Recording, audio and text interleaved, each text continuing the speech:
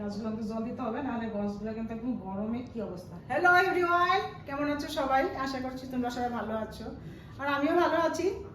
তো আজকের মেনুতে কি কি রান্না করেছি দুপুরবেলা, তো সেটাই তোমাদেরকে দেখাবো রোজগারের মতন। চলো দেখাই কি রান্না হচ্ছে আজকে।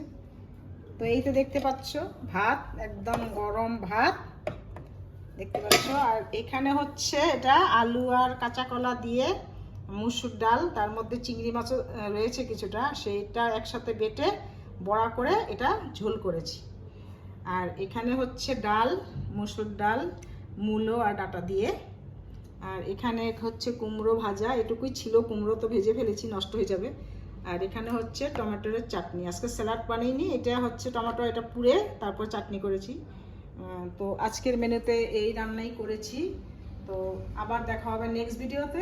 তো সবাই ভালো থাকবে। আর কি বলবো, এখানেই শেষ করে দিচ্ছি ভিডিওটা।